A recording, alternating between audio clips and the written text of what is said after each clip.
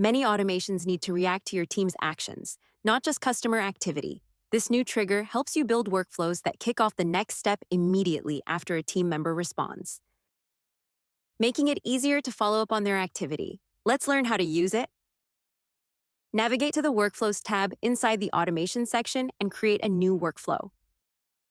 Add the trigger user replied. Click plus Add Filter to configure any requirements for your workflow.